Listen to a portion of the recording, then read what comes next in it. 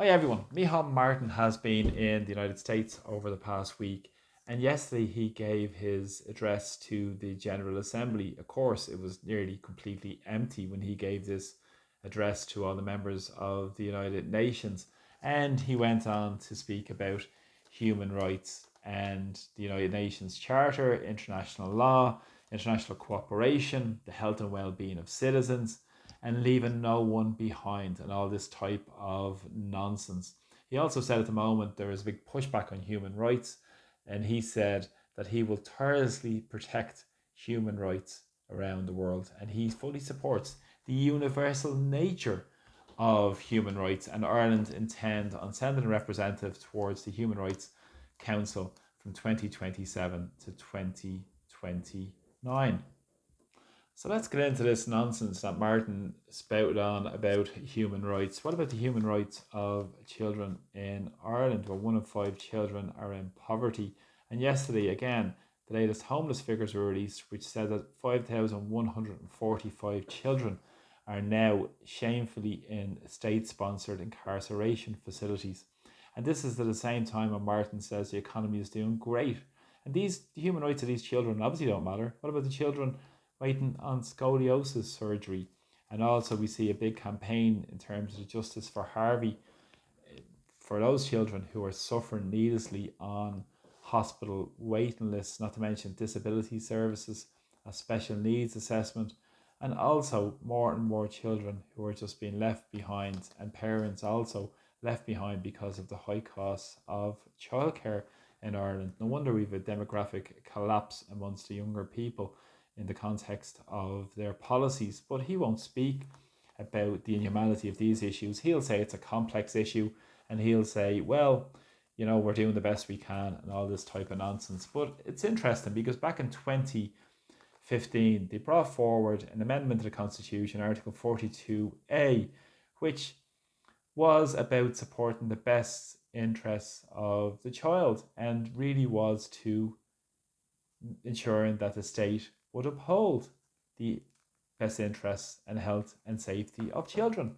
But of course, it's been massively neglected by the Irish state, despite what Martin spouts on when he's up at the podium in New York City. But he also went on to speak about wars across the world. He spoke about the war in Sudan, he spoke about the war in Russia, and he went on to say Ireland are great partners of the coalition of the willing. Well, none of us were asked to sign up to the coalition of the willing. Were you?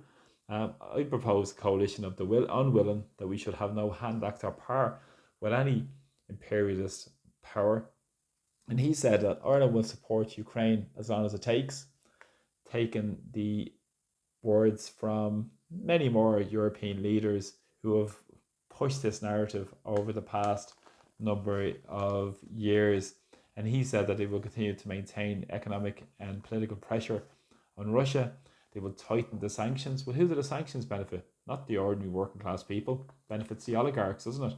But of course, Martin represents the oligarchs and is doing an able job here in Ireland as branch manager for von der Leyen in terms of supporting the profits of those energy oligarchs and many more billionaires at all of our expenses, as more and more people will freeze this winter. Up to 3,000 people die because of fuel poverty in Ireland. Think about that. This is a country that's exceptionally wealthy, where the top 10% have 50% of the wealth, but they get their energy credits too, don't they?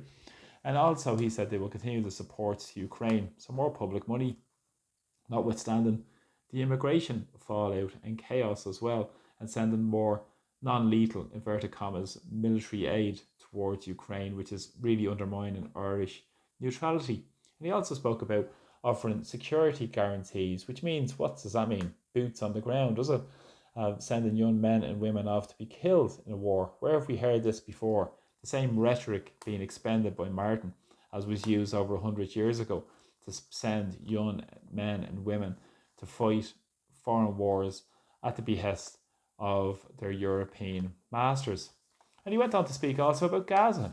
This is interesting because he never touched the most important point of Gaza in relation to the genocide, but in relation to the Israeli flights and US flights that are going across Irish airspace, and perhaps stopping at Shannon Airport to refuel on the way to send arms and weapons of war to Israel to help them carry out that genocide in Gaza also. But nothing to see here, says Martin. And also, in the last couple of days, Obama has been given the freedom of Dublin.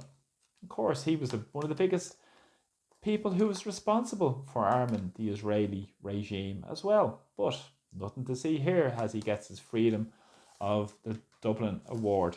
So as Martin spent his time over in New York, all at our expense for the last week, Simon Harris went up to Washington DC to meet Commerce Secretary Howard Lutnick, and I'm sure maybe he made him a cup of tea when he was up there.